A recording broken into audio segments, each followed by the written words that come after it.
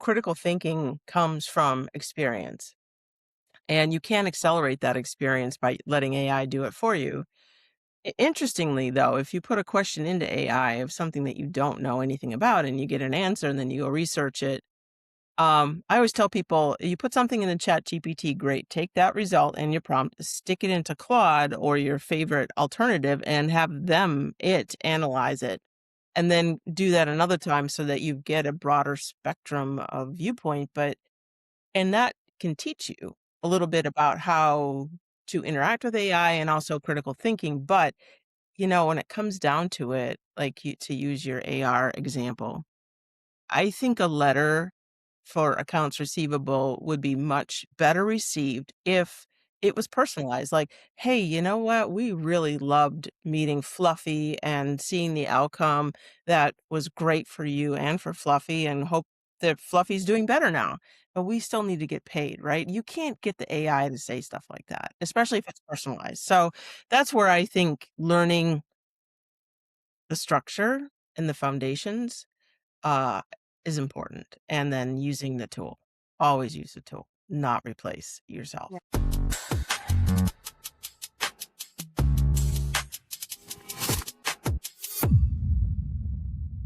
Before we jump in, can I ask you a quick favor?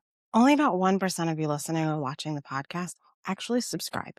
And subscribing genuinely makes a huge difference because when you subscribe, it tells YouTube and the other podcast platforms that this content is valuable to you and worth showing to more people just like you in veterinary medicine. Plus, you get notified when I post a new episode or content, so you'll never miss anything. That's how these conversations grow and reach the people just like you who may really need them. If you've been enjoying this podcast, or if you've learned something from it, or simply feel less alone because of these conversations, hit that little subscribe button. It only takes a second, and I'd really appreciate it. All right, let's get into today's episode. Welcome back to Leading Veterinary Teams on Air. I'm your host, Suzanne Thomas, and today I'm joined by Tracey Johnson. Tracey has spent over 25 years leading general, specialty, and emergency hospitals and has since pivoted into AI consulting and speaking through her company, Lead Forward Solutions. What I love about Tracey is that she's not just someone who just talks about solving problems. She actually built a 25-year career finding them, fixing them, and then building the systems so that they don't come back. Yeah. Well, now she's doing it with AI in her toolkit, which honestly is the conversation I think veterinary leadership needs to be having right now if we're not already. Tracey, I'm really excited for this conversation today. For anyone who doesn't know who you are, can you tell us a little bit about what that intro can't tell us about Tracey? Sure, sure. So I grew up on a farm in the Midwest, and I've always had a passion for animals. And as I was going through school, I had a really unique opportunity to work as a kennel attendant in a small animal hospital, privately owned at the time. It's been a long time. Things weren't all corporate back then. And I loved it. And I stayed there for about 10 years. And then that's when I got hired onto a corporate group where I was a regional director, and then I worked in specialty and ER, and then most recently working on urgent cares as well. And one of the things that I noticed throughout that time were, like, for me, my passion is developing people into leaders. And the other passion is really solving problems. And that's my jam. I love it. Like, if there's a problem, I'm like, oh, how can we fix it? Sort of where I am taking my journey now as I've stepped back from corporate medicine. I really want to help independently owned hospitals and people who need problem solving help that they haven't been able to do on their own. So now I'm out there working with hospitals, and yes, there's AI, but I also want to say that a lot of people think that AI is the next coming of badness, right? And my deal is that if we implement AI, we look at the human that has to be in the loop. So somebody's always got to be checking whether you use an AI scribe or a receptionist voice over IP kind of thing, AI driven. you have to have a human in there checking the results and making sure that everybody's getting what's expected. So I look at AI as a tool to get to the end, but it's not all the means to the end. It's one of the things. So that's kind of where I'm sitting right now, and I'm having a great time doing it. So, Yeah. I mean, to be fair, right? If you haven't touched AI yet, mhm. which I think there's still probably a whole lot of people who haven't. But for those who have, I think what you're saying makes a lot of sense, right? Because I mean, I've used AI for some things, and you can put a prompt in, your best prompt into ChatGPT or Claude or Perplexity, whatever you use, and it still doesn't sound like you because it's an algorithm, right? So you have to go back in and you have to look at it. And then looking at the AI scribes, even the best AI scribe, does it know the most complicated medical term? Like you have to go back in and just double check it. Can you train them? Absolutely, but that takes time. And if you say it fast, if you have an accent, it like there's so many nuances to it. So absolutely I agree. I think it's really important to have that human touch. So is AI going to take over all of our jobs? I don't know. Mm. Right. So Yeah, I think that's kind of an excuse right now some of these big businesses are using to justify laying off thousands of people, which again touches me because I that makes me angry. But I do know that it should make people more efficient. yeah. So if you've got the tools that can help you maybe write emails faster or come up with an idea for an SOP or something, absolutely. That I don't know if about you, but when I write an SOP, it could take a couple hours because I'm Yeah.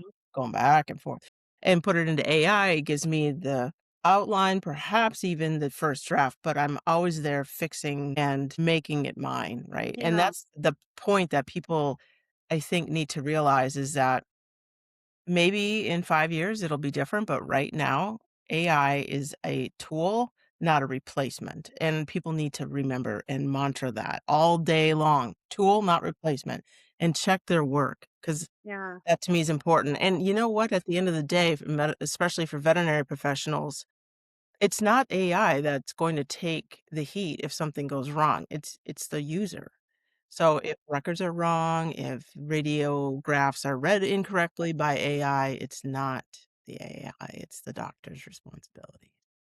Yeah, I actually had Adam Wysocki on last month. Yep. He's the founder of Vet Software Hub, and we talked a little bit about this topic. Not expansive because he's not in operations in this way, but we talked a little bit about it. He said that you can use AI to write that email that you don't want to write, and I kind of pushed back a little bit on him for this reason, right? Like, yeah, you can use it, but you should still read it and you should still write it too, because and use it as a tool. Like if you're scared to write that AR email, maybe use it the first round, but use it as the tool to train yourself on how to write those and then start writing them yourself. Because to be completely honest with you, like I think it's a good tool for people who are, nervous to do those conversations, nervous to write those emails, nervous to, it's your first time. But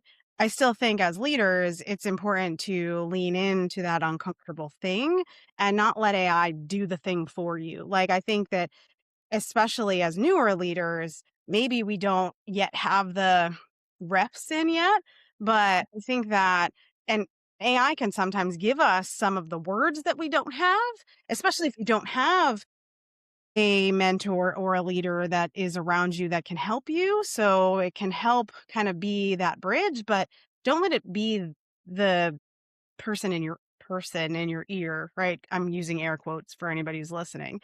I think that you still have to learn it and do it and be yourself also, or then you're just like a robot.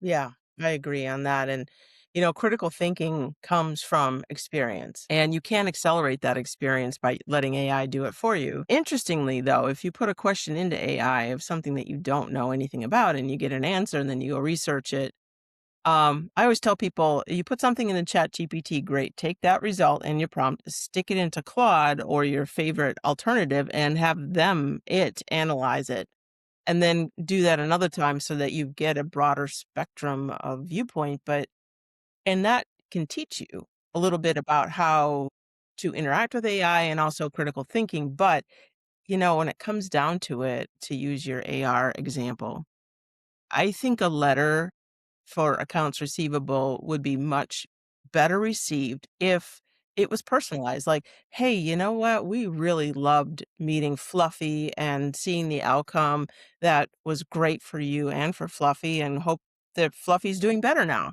But we still need to get paid, right? You can't get the AI to say stuff like that, especially if it's personalized. So that's where I think learning the structure and the foundations is important, and then using the tool. Always use the tool, not replace yourself. Yeah. No, I agree.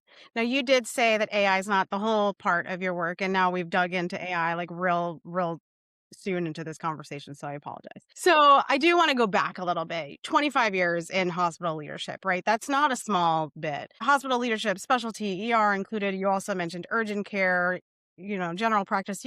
You've seen it all. It's a long time to stay close to the operations. What kept you in it? Ooh, that's a really good question. I think there's 2 things. One is, I enjoyed the people, believe it or not. I love pets. Like, there's nothing like walking into the treatment room and picking up a puppy and giving it some love, right? But it's the people that I appreciated and watching them grow and helping them grow. So, I think over the years, I've launched a few really good, solid careers of, help people get out there. And in my mind, I always think about the people that you're leading are behind you, but really it's about bringing them up next to you, working with you, teaching them, and then pushing them out in front of you and going, go fly free, make your success. And people do. It's great. And that's where I really get my joy. And the other thing is really having a little bit of something to do every day that's different. As you know, running an animal hospital can be anything from plunging a toilet to putting in a new PIM system to, learning about a new drug. And so I think that's always been kind of fun because no day is the same. And yet it goes back to the people, right? And I've had staff who know I've been having a bad day. Maybe a client was awful. And I used to sit in an office with a big giant glass, window door in it. And every once in a while, somebody would just show up and there'd be a kitten being held. And I'm on the phone and I'd be like, come in. So get off the phone, hold the kitten. They knew I was having a bad day. The next thing you know, I'm better. The kitten's, happy. They're happy. We're all having a good time. And that's the part that I really loved about it was the interactions with the people and the animals and watching animals be healed by not just veterinarians, but the team around the veterinarian, which melts my heart every time. Yeah. I think that what you just said, letting them go in front of you and fly. I imagine like these butterflies, but also I agree. I think that one of the most amazing parts of leadership for me has been watching people grow. And one of the things that I think anyone who has ever worked with me, whether it be on the consulting side or in a hospital or in really any capacity, has heard me repeat the Simon Sinek phrase that leadership is about taking care of your people, right? And like we are not supposed to be in charge, we are to be taking care of our people. Right? And so I think that that resonates because our jobs are to bring our not they're not supposed to be back there. Our job is to bring them forward and let them shine. I'm Mhm. not supposed to be the one who's like, you think leader, you think like leading the charge, but like, actually, no, right? You're supposed to be back here letting them move forward and grow. And some of the most impactful moments of my career have been watching those people get promoted, watching those people grow, Yes. having them come back to me and saying, like, I will never forget. So before I came, I'll tell you a quick story. Before I came into vet med, I was in retail management. I will never forget years later, now in veterinary medicine, going to the mall with my kids and seeing this girl, Erica, and she was in one of the stores that we used to work in. And I was like, she's still like in my head was like, she's still a sales associate. There's no way. And she's like, oh my gosh, Suzanne. And she was a district manager. And she's like telling everyone, she's like, Suzanne's the reason I'm here. Suzanne's the reason I'm your boss. And I'm like, You taught me everything." And I was like, "I did." Right. I was her boss, and she was an assistant manager at the time, and she just, like, kept going. She just continued to grow. What did I do? Right? But what I did was I led somebody, and I impacted them in a small way. But I think back then, I didn't realize how much impact you can have on somebody. Yeah, and, if you think about it, those people remember you, the lessons that you've taught them throughout their career, and, you could move on to something different, and you might think of them in passing, but it's not the same impact, and then you think, "Wow." Like, my mentors, I think about them all the time, and my first owner that I worked for told me one time, he said, "No matter how thin you slice it, there's always 2 sides." And I think about Swiss cheese and you can see through it almost, but there's always 2 sides. Yeah. And I still think about that today when dealing with conflict. And I'm sure he didn't realize that that was an impact that he made on me.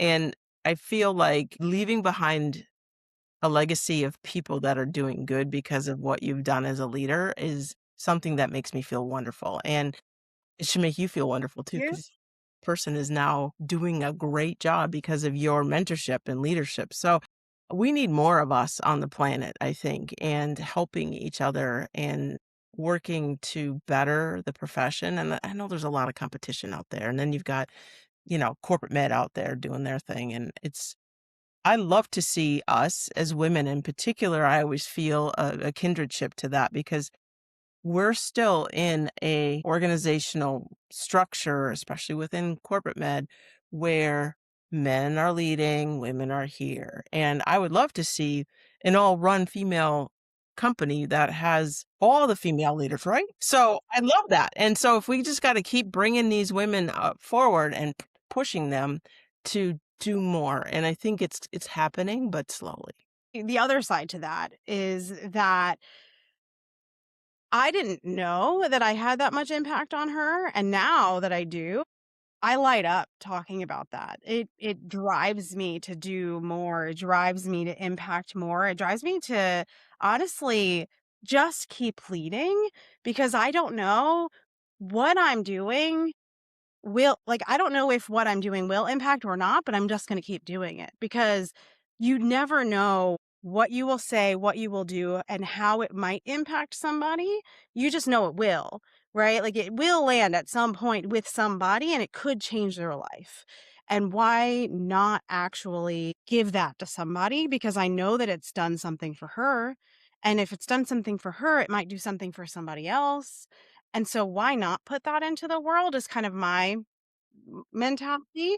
And so for me, had I never known that I had that impact, I don't know if I would have that same outlook. And so I've actually started to tell people that are in leadership roles and even people who aren't in leadership roles, tell your mentors, tell the people that have impacted you, that they've impacted you. Tell them more because I don't know that they know. And there's a lot of people that are sitting there that are not actually saying the thing because they're like, "Well, why would I say it? What does it matter? Who's going to listen? Does it matter?" You could literally change somebody's life by one sentence and you wouldn't even know. Yeah. Yeah. And, I think to sort of back that up a little bit too, as leaders, sometimes we're not always perfect and we make I never do. mistakes. And the humility that needs to come from that is, if you make a mistake, own it, right? It's really easy. Everything that you just said is free. Telling people what you've done because of their mentorship is free. Apologizing for a mistake is free. It doesn't take anything away from who you are as a person. And, when I look back at what I've, my whole career, I think, oh God, I made a lot of mistakes. Probably pissed off a few people that I shouldn't have. And, but yet I also learned from those mistakes. And I think that leaders coming up, if they watch you and how you do things when things are going well, and then when things are not going well, and how you handle your failure is also something that's important for them to see, and how you handle yourself under pressure. And I just remember COVID. Oh God, that was a year that everybody in the vet med world will remember until they are old and gray. And I'm kind of old and gray now, but I just remember thinking about massive stress and trying to be the best leader I could, and some days I just barely got out of bed because it was hard. And I think people need to realize that leadership isn't all about being in charge. It's about getting up when you don't feel like getting up and doing the job and trying the best that you can. So, I Yeah. guess if anybody's out there trying to figure out leadership, it's okay if you make mistakes and just keep driving forward. Yeah. That's it. Yeah, I and be mean, kind. 100%, Yeah. right? I was a hospital manager during COVID and same. I just remember thinking every single day, I need to make sure these people are okay and I need to do the best that I can. And I was honest every single day, was like, we are figuring this out together. I don't know either. Nobody knows. Nobody And knows. I didn't go in with the mentality of, I know everything and we're going to, and like, you're going to do what I say because that's not honest. I went in like, I don't know, Tell me what you think. Yeah, exactly. and we're gonna do what we think is the best thing to do for us, and, I want you all to feel safe, and that's what mattered, and that was our baseline, right? What does safety mean for us? And as long as that was where we were, then everything else could continue, and I get feedback from that team today, and they tell me that, all things considered, wasn't the best time of their life. Made it the best that we could make it, right? We had things that I think we did things that I think that other teams didn't think about, right? We did team building activities despite COVID. We made things fun despite COVID. We got as creative as we could get despite COVID. And it was a tight knit team. It was a really great team. And so I think that because I gave a damn and I had a really great medical director and we gave a damn about our team. And I think it showed. I think that's what matters, right? You care about your people and they know when you care. I think it shows. So, I And they agree. can tell when you're not having a good day either, and the kitten in the window is always, Yeah, mine was a pug. They brought me the pugs. If it was the brachies, if it couldn't breathe, they brought it to me. Exactly, those are the best kind to hear them snorting and snuffling and yeah. Exactly, exactly. Now, like always, I always go on tangents, so that's not surprising if you listen to this podcast. But I did want to talk to you a little bit about bottlenecks. I think that that word can get used a lot, but leaders don't always know how to spot them until something's already on fire. What does a bottleneck actually look like inside of a hospital, and where do they usually find them first? Mhm. Yeah, so I'll start, like, with a specialty hospital, ER specialty, because those are really busy, and it's usually easy to spot that, right? You've got a lobby full of people waiting and not enough exam rooms or doctors are hung up with cases, and so understanding perhaps how to work through each step of the process, and I'm not talking just, okay, we check them in, they sit there, then they go in the exam room, then the doctor goes in, like, really understanding how much time a person sits in each area, how long it takes to get a pet in and out of, like, either getting blood or getting a treatment and coming back. How long does it take to talk to the owner about what's happening and then getting a treatment plan together and then getting them moved into either going home or waiting again in the lobby or sending them out for coffee and telling them to come back in 2 hours, that kind of thing. And a lot of times people just look at it as, "Oh, if we throw enough bodies at something, we should fix it." And sometimes it's not just people, it's structures in place. Like, do we have a decent algorithm that can help us? Like, for example, now that we have veterinary scribes out there, record keeping is easy, but how do you make sure that if there's an emergency that comes in and you need to write up some orders for some meds that are needed right now? Well, the scribe isn't going to be able to get that into the places it needs to go. It needs to get up on the treatment board. So understanding that, yes, scribes are great, but you have to also have a plan that when there's an emergency, how do you get information out there? And so I've seen other tools out there, things like keeping track of people in the waiting room. Urgent cares have really cool technology now based off of what's in the human world of looking at patients and wait times. And I'm looking at something too that is used in human ERs, and it's based off of like you've seen everywhere severity and then time. So you've got something that got hit by a car that comes in and somebody that's got a torn nail, right? So there's severity there, then number of exam rooms and number of doctors, and typically experience of doctors because you got interns, they take a little longer than doctors. So if you look at all that stuff, you can start to predict like if we have 5 emergencies come like 5 heat strokes of pugs that have come in because the owners aren't taking care of them.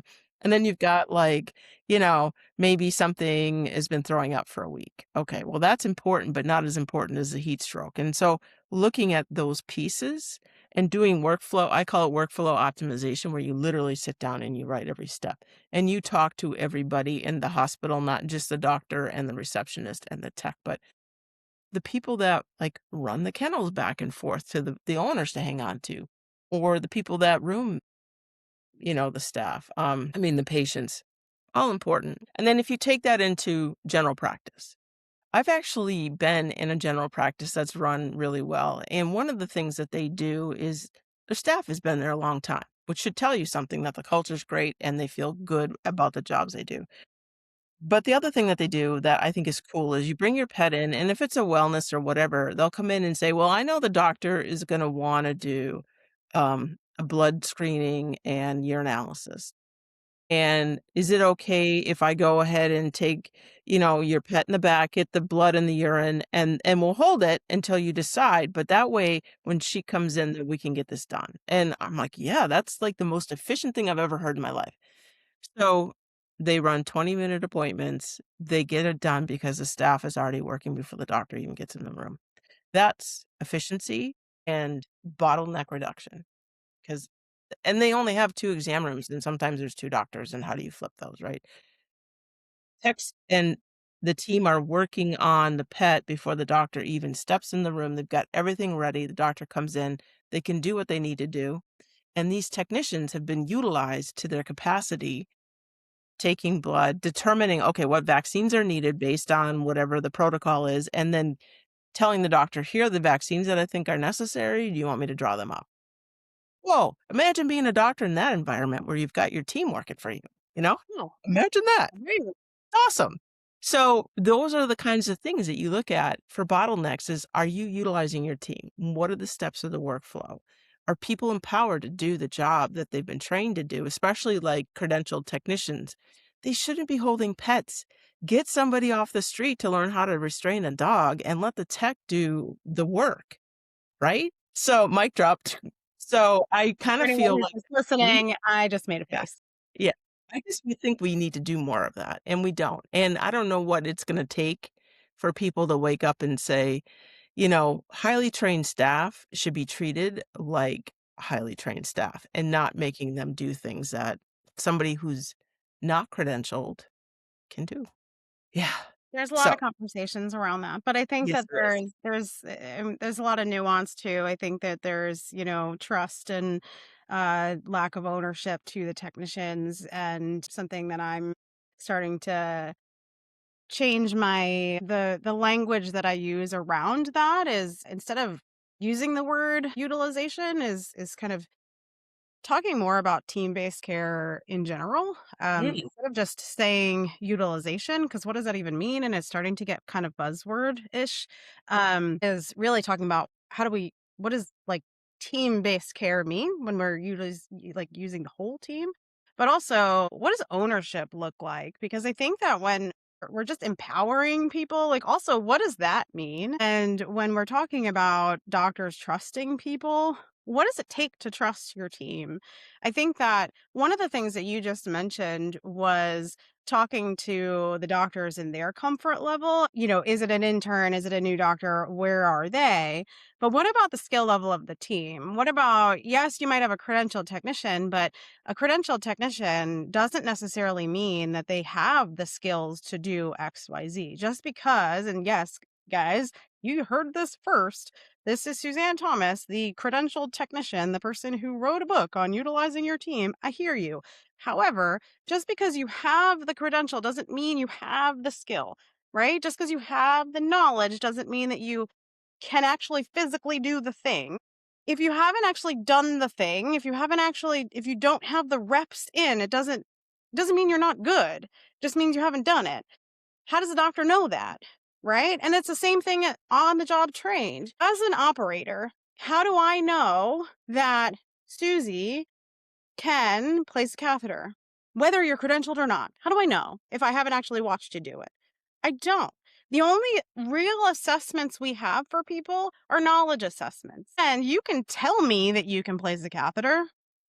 Cool. I don't know that you can until I can see you do it. So it's really hard for doctors who have never worked with you before to immediately trust you. So what's easier when there's a lot of stuff going on for the doctor, especially in general practice settings or in a lot of these hospitals that have been doing this forever, to just say, it's just faster if I do it, which it's not. We know that. However, if that's how things have always been, if we don't, as leaders, step in and pause and say, actually, we need to do this right now, it's never going to happen.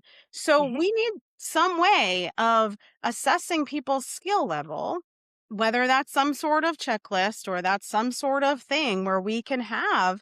And I've seen these really awesome whiteboards. I've seen these really awesome, like, digital boards that people have put up where they're like putting names on and where people are and training things, but that takes somebody who's actually like invested in the skills of their team to do that and wants people to grow and wants people to do better skills and have their team-based care, right? Yeah. That's investment in your team. Now you want empowering your team. That's how you do it, right? I want to work someplace like that. I want to work at some place where they're like, Suzanne needs to check off that she can place an NG tube. Then everybody in the hospital knows that. Cool. We're going to train her how to do that because it's right on the board. And then the doctors can all see that it's right on the board. We can all see that I don't know how to do that yet. So we're going to train her how to do that with the person who knows how to do that. Right. You know what I mean? But if it's not visible, if it's not right there, nobody can see that. I want to pause really quick from today's episode because I have something that I need to share with you that I'm really excited about. My new workbook has officially launched. It's called So Now What? And I created it for people just like you who are either brand new or who have been in your role for years, but are still feeling like nobody ever handed you the playbook because so many people in veterinary medicine are promoted into leadership and then expected to just figure things out as you go. This workbook is designed to give you more structure, clarity, reflection, and practical guidance for navigating your role with more confidence and intention for the first 30 days. All the details are linked in the show notes. So when you're done with this episode, go check it out. All right. Now, let's get back to the episode, shall we? Yeah, it's funny that you bring that up because that has been, I think, historically one of the big gaps in training in animal hospitals is that you can have all these online programs, which are great, right? And especially some of the like at Dove nonprofit, right? You go to YouTube, see some of the videos, Vet Girl, some of the other stuff that's out there that you pay subscription based. It's great. There's all these videos, but do they align with your hospital's SOPs and protocols? And we need to have observation. So I've actually built something that is out there that will help with this. And it's called the Veterinary Team Training Portal. And what it does is it takes the training materials from the hospital, puts them into buckets and then tasks. So for example, general husbandry, right? That should be everybody who is in the back touching an animal has to have how to clean a cage. What is the protocol for that hospital on how to restrain a cat? Some are fear free, some aren't. So build your protocol in that. Same with dogs, same with if you're exotics, how do you hold a bird? And all of those things that are hospital specific. So they get assigned to the new employee along with orientation and other, workflow, how to use your PIMS, everything. And then within that, there's a card that you click on how to restrain a cat, right? So now you've got some steps in there. Observe and then perform it a number of times, and then you're proficient And finally somebody signs off as completed. And so on those steps, you can be trained by a peer, but somebody of a leadership capacity, supervisor, manager needs to sign off if they're proficient and then they're completed. And once they get through this training program, then you know that they've been trained based on hospital protocol. But you can also attach it to, you know what, go watch this video out on the internet that says how to do all the things that we just talked about. Watch it and then come back and tell me about it, then show me. Show me at least 3 times. And if you do that, then people are trained on hospital specific protocols and you know that they've been observed and that they're proficient. And then on top of that, the thing that it drives me nuts is you get started with somebody and about 4 weeks into training, everything falls apart, Yeah. and then they never come back to their training. Well, this system will email you reminders of overdue tasks that are set by dates. And then the managers also get emails. And so it keeps people pushing forward on their training. And in some of these hospitals, like specialty in particular, if you've got somebody learning surgery and then they go into neurology and then they're learning how to do radiographs and all that, there's a lot there. And it could take 6 months to a year to train somebody in every department. So it's important that you have that in a place that everyone can be looking at it. So online, I think, is the best place because I'm an online person. Having a notebook that can get stained with the things that come out of animals or coffee spilled on it or whatever, it's and they get lost, and then people are like, "Oh, I don't remember where I left off." You're like, "Oh, geez, here we go."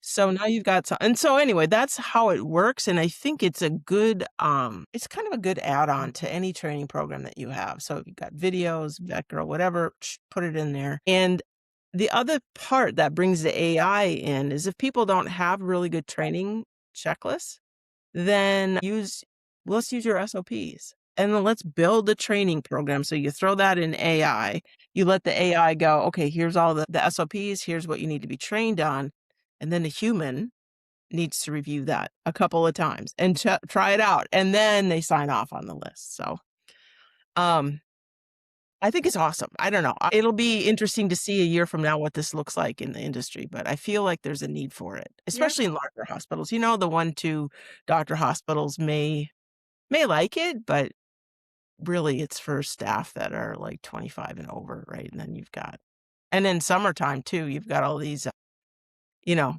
summer help or vacation help during the holidays and whatever. That's useful too, because then you can bring up what they've learned and then refresh it. So, Yeah. And yeah. to be honest with you, I think that just hearing the bones of it, I think even the smaller hospitals in the most recent role that I was in, I was overseeing smaller hospitals, general practice hospitals and small to medium hospitals. There's still not a whole ton of structure in some of the even let me back up. Even in the corporate world, I think that there's this assumption that because you are corporate, you have all of this available to you. I think that that's true to an extent, but at the same time, I think that a lot of the way that some of the corporates work, and I've worked for a couple of them, I think that the way that some of them work is that they really want to keep the integrity of the way that the hospital felt at the ground. So they don't really poke a ton at how the hospital is running. Yes, operationally, but they still keep the hospital's original training. They still keep the hospital's original stuff. And what I mean by stuff, right, is that like when you walk in the hospital, whatever their like process for how they were training their team is still the same thing. And so, yeah, they might give you some resources, but they're not telling you have to do it this way most of the time. Mhm. As they get bigger, as the organizations get larger, some of that changes, but by and large, in my experience, this might be different, but by and large, you go to these hospitals and they're still like flopping around like fish because they don't know what to do. They're pulling things from all over the internet, right? Or they like are pulling stuff from whatever the like corporate library is. And maybe it's good, maybe it's not, maybe it's like I need to know how to read a end title CO2. Let me look it up. And the only thing that's available is like the manual for the end title CO2. Like, that's Yeah. not helpful, right? No. So what you're describing would be wildly helpful for some of these hospitals, Yeah. even though they're smaller and they're not these big giant specialty clinics. So Mhm. don't discount yourself. I think it's Well, great. thank you.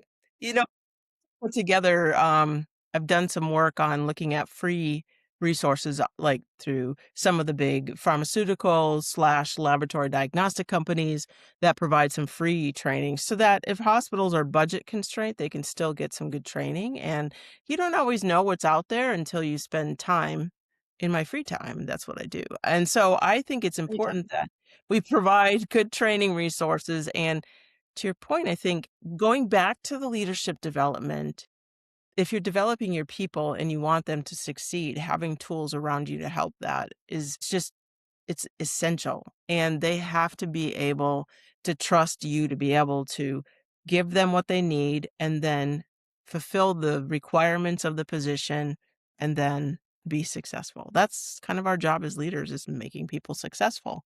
And to your point about credentialed or people who've been trained or experienced. I agree with that. I used to be on the advisory board for several small community colleges that had veterinary technician programs. And a lot of these programs are great. They teach a lot. But if you have one class on anesthesia and spays and neuters and the whole thing wrapped into one, you might get to watch one or do one. It doesn't mean you're proficient. It just means that you've been exposed. And now when you're in the hospital, getting that hands-on training is important, and so I think having that combined in there is important too, and we have to set our credentialed, trained in school people up to be successful in practice, and I think that's one of the I mean, they don't send nurses out once they've gone through school.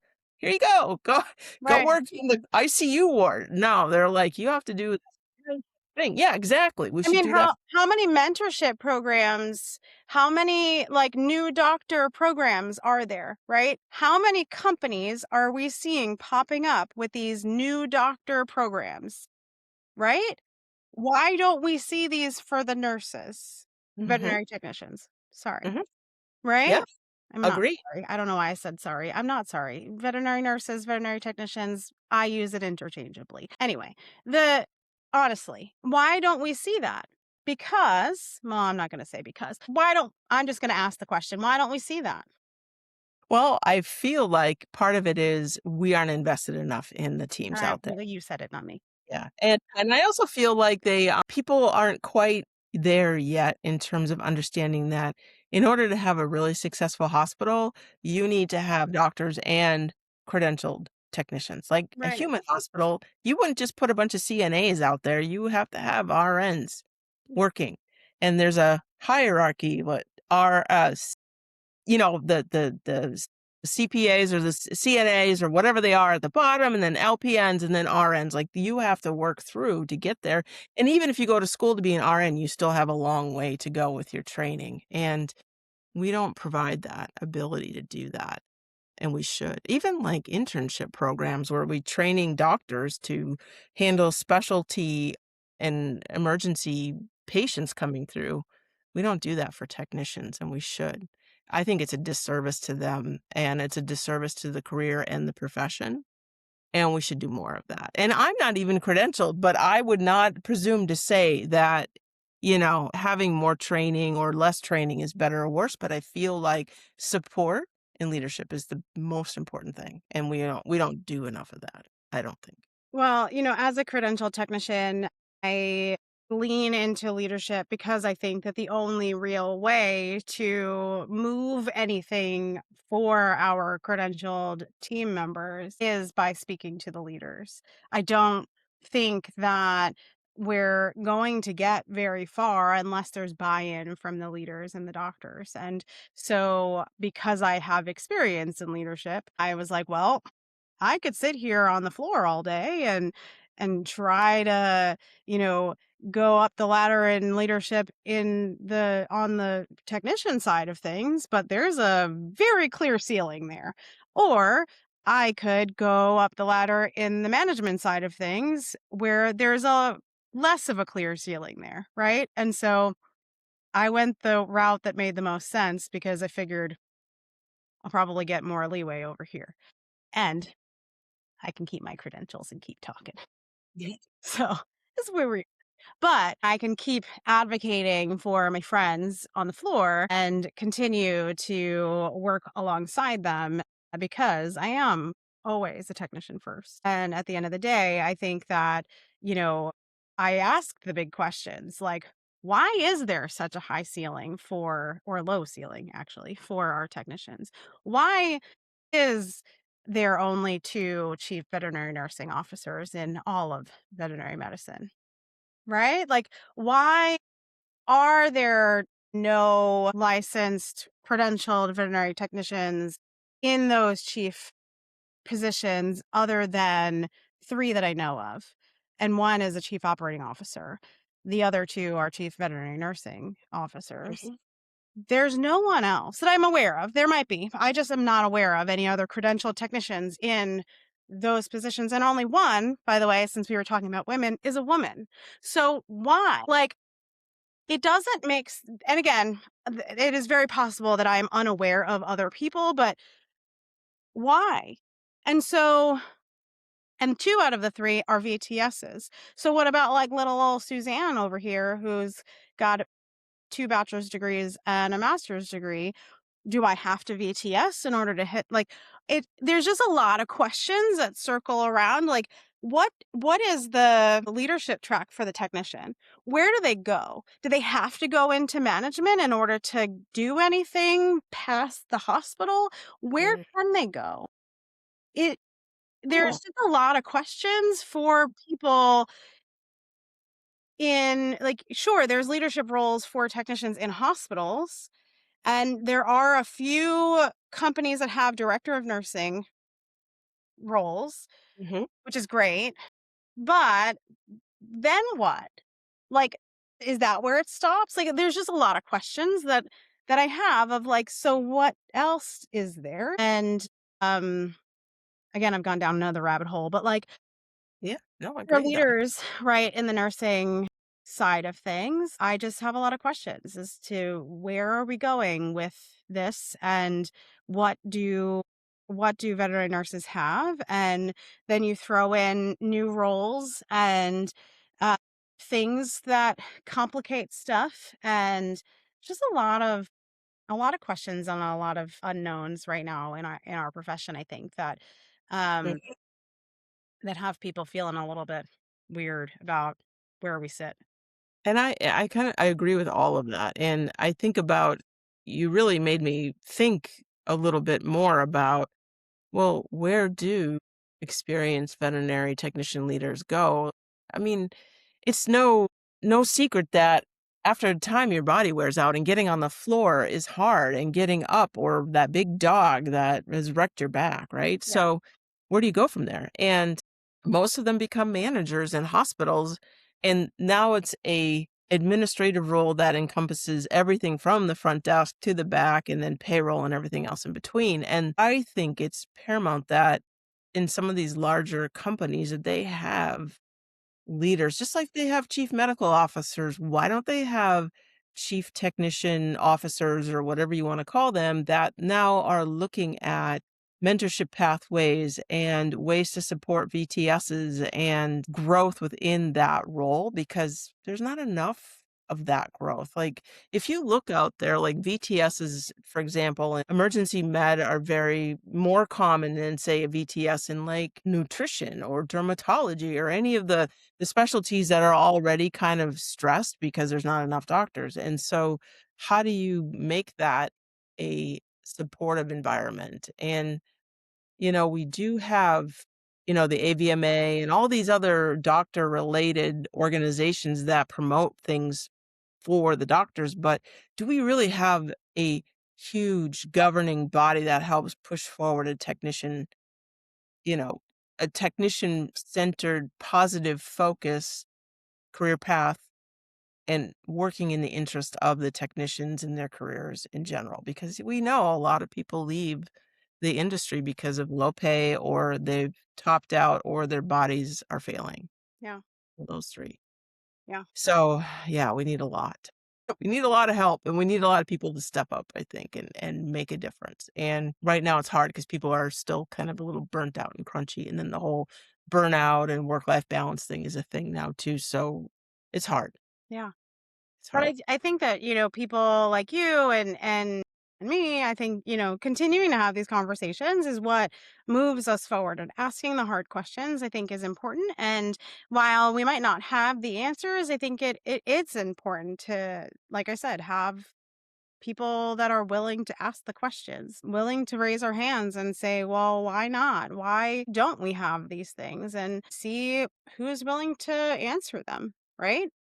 Mm. I don't have the I'm not the CEO of the big corporation that can answer that question, but hey, CEO of the big corporation, why don't you have that role? Why isn't it important to you? You say that, these roles are important. Well, then put your money where your mouth is, right? Like, then do something about it. I think that to me is the answer, right? Like, do something. And hey, small independent practices, you say this role is important to you, then do something about it. Maybe you can't have a chief veterinary nursing officer in your hospital, but like, you can elevate that role. You have a medical director, you can have a nursing director or a technician director, whatever you want to call it, right? Like, you can have an equal partner. You have a hospital manager, a medical director, you can have a third partner. There should be, in my opinion. There should be 3 lanes, in my opinion, in veterinary medicine, just like there is in human medicine. Why isn't there? I agree 100%. I think if there are any people out there in the consolidator world that are listening to this podcast, I think if you do an ROI and a business analysis of highly trained technicians working alongside doctors and seeing how productive they can be, you're going to find that training and working with the career paths of veterinary technicians is going to actually make you more money, which I know we hate to talk about that and it's a dirty word, but profit at the end of the It's day not. is the thing. And you Right. should be looking at that ROI and making really good decisions based on that. And just looking at how you can actually make just a tiny bit of improvement in your hospital. If you can get an extra appointment in per day per doctor, and the average order is what, 3 or $400? You do that over, 26 weeks or 22 weeks or however your vacations are, you'll see it's not just change, it's thousands of dollars that can be put back into the profit and training programs that can ultimately make better medicine, which at the end of the day we want, and everything explodes. Better patient outcomes, which is what's important to us. Mhm. Right? And better patient outcomes equals happier clients equals they're coming back, them coming back equals more money in your pocket. Like, it's cyclical, right? It all helps each other. Yeah, Right. and we don't have to keep increasing prices to get there, we can actually do Right. more. There are other answers than pricing. And I think that we know that, and pricing is not always the answer. I have said that for years, but I do think that the uh eh, the interesting part of this is what you mentioned is like do the ROI. It's been done. JAVMA did it. I think it was 2024 or 2023. There are studies. Ken Yagi talks about it. He does talks at like every conference. He talks about it all the time. I've heard numbers anywhere between 53,000 all the way up to like 90 something thousand. Depends on the type of practice it is. And those are pretty old numbers now, right? So like include inflation and all of that stuff. It's probably in the hundreds of thousands, Mhm. the 6 figures. I wouldn't say hundreds of thousands, but like $100,000 per technician that you skilled technician. Again, you have to invest in the skills training, right? And to your point, Tracy, like you have this app, there's invest in the skills training. If you don't want to invest in an app, like I mentioned, get a board, write it down. Like we can go real old school here. It doesn't have to be crazy or like do something fun, make it fun. right? And Yep. put together some stuff, like invest in your team, show them that you care, give them some training, show them like Suzanne doesn't know how to put an NG tube in. By the way, I don't. That's why I keep bringing it up. And and like so somebody come teach me. But like I was an oncology technician for 6 years. Like we don't do NG tubes in oncology. But invest in your team, train them, they'll want to do more, right? And then your doctors will, again, full circle, your doctors are going to trust your team, and then they'll stop having to do it all the time. And then you'll get more efficient. And then you'll have that team, like you mentioned earlier, who is doing the things in the room before anything even happens. And then you guys are flowing. And then you guys are like, oh my gosh, this is great. And then you're like, oh my gosh, this is like that unicorn clinic everybody talks about. Yeah. Guess what? Yeah. You know how that happens? Oh my gosh. Again, it's full circle. Imagine that. You know what? Don't discount your oncology experience, by the way. I bet you can put a catheter in anything on You the put a floor. catheter in like the seizing cat from across the room. It's Yeah. happened. The kitten that was like this big, they were Yes. like, oh my God, nobody can get the catheter. I'm like, watch out. I got this. And you did it, right? Of And course it did is. the kitten live? I don't think so. I don't remember. It was a long time ago. Maybe it was ER in the middle of the night. I don't remember. It was a long time ago. I'm sorry. I don't remember. Let's say yes. Okay. Let's I make it a like that positive. answer. Yeah. Let's make this a positive story. I don't remember. The fact that you could put a catheter in a kitten that's tiny and no veins and having issues, Dehydrated and yeah. I that's good. remember. I'm sorry, everyone. I remember placing the catheter in the seizing kitten. I do not remember anything after that. Probably because 'cause you're like, "Holy cow, I actually did it." And you're like, "Yes." Yes, I was so proud of myself for putting it was like it was shaking. Yeah. I was like, but focused. No, I to this day I joke and say I'm the clinic vampire because even unpracticed, I can walk in and hit something and I'm like, I should really stop saying that because I'm gonna walk in and I'm gonna talk a big game and then I'm gonna be like, where's the vein? But I don't know. I'm an anomaly, I guess. I was hired in oncology right off my first externship. So it was one of those things that like I knew nothing, but I was just very, very good tactile with my hands and Yes. just I just got it. And it's one of those things that like I don't want to say it's one of those things that you either have or you don't have because it is most definitely a learned skill, but I one of those things that I just got really quickly and then I learned everything else afterwards. And so they hired me for that skill, I'm pretty sure. And then taught me everything else as we were going. And it took me a long time to catch on everything else. Love you, Dr. Sue. Pretty sure that she was frustrated with me for like a good 7 months before I finally like was like, "Wait, what's a nadir CBC?" And then finally understood what we were actually doing. But now she will tell you that if I would volunteer to come back and work for her, she would love me forever. But here we are.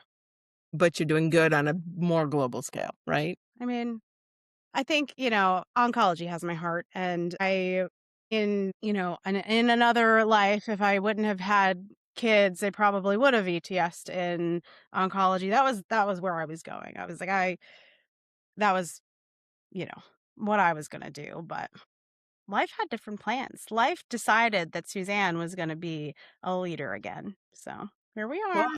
great. Developing little humans, you're developing managers. I I mean, know, and having these wonderful conversations with amazing humans like you, Tracy. I don't know. It's just like, it's where we are in this world. And occasionally I do get to play with oncology again when Dr. Sue calls on me. But, every once in a while. And then every once in a while when I'm in a hospital and people are like, I can't get this thing, I'm like, I got you.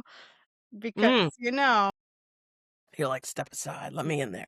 I do. When I walk in, I'm like, just so you know, I was an oncology technician. They're like, oh, I'm like, yeah, I know. As soon as I say it, they're like, oh, she can get blood. I'm like, that's what I do best. So, and now I get to go and do the things that I enjoy doing, and I don't have to do all the other stuff, right? Like, and it's not saying that all the other stuff is not enjoyable, but like, as a technician, I think there's some stuff that And I mean, even as a manager, right? Like there's some stuff that like you have to do that you don't love. And now I get to choose the stuff that I want to do when I go into hospital. Yeah. If I never have to look at a staff schedule to fill a Saturday night overnight again, I would Right? love that, and, angry clients that are just a little bit ch off to the center of reality. Those are the 2 things I don't. Just use AI no, I'm just Yeah. kidding. Yeah, just use AI. "Hey, talk to my little friend over here, and then let me know when you're done." Yeah. Right? I mean, one day, right? Oh my God. Well, I think that we have gone on a lot of tangents Mm. and we could probably talk forever. But I do have a couple of things that I ask everyone. Are you a reader? Oh, tons. Okay. Every day. I have a reading streak in my Kindle that's 4 years old now, so there you go. Okay. Rapid fire. I ask everyone who says yes to this question. If there was Okay. one book, it does not have to be a leadership book. It can be anything. Sky's the limit. One book every single person on this planet has to read. What is it? Gosh.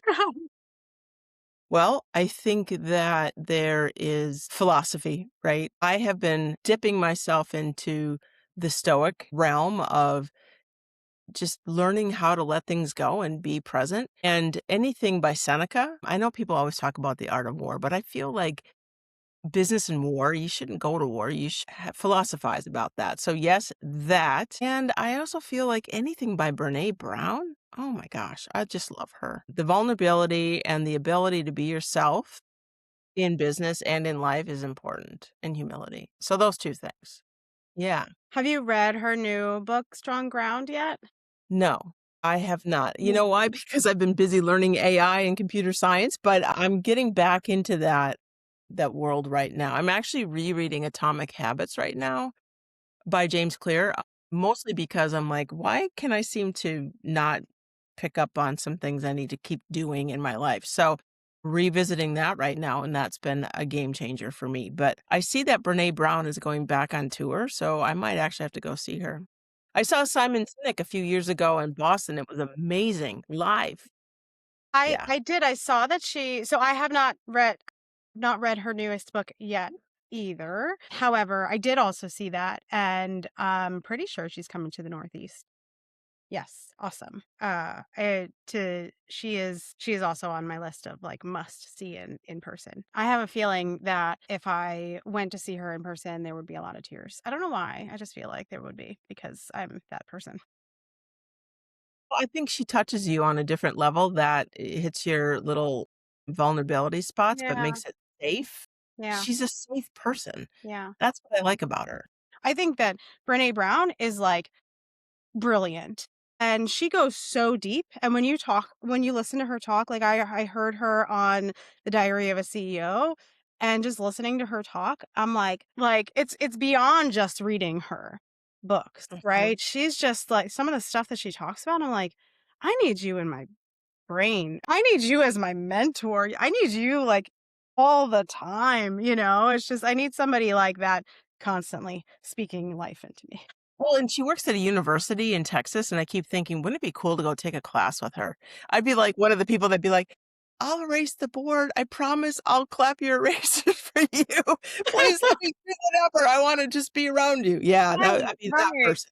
And not in a fangirly, like, weird way, like, in a you are they say that you are the people around you, you are like the 5 people around you or whatnot, like, I need you in my circle, like, I need people that are in that brain space and like that, you know? I need that. Whatever she's been drinking, I need that drink, you know? I need that. Anyway, so I think, like, being in a room full of Brené Brown-like people would be good, you know? I agree, and it would be good for the world, actually. We need more of them and less outrageous Hmm. voices right now that are wrecking the world.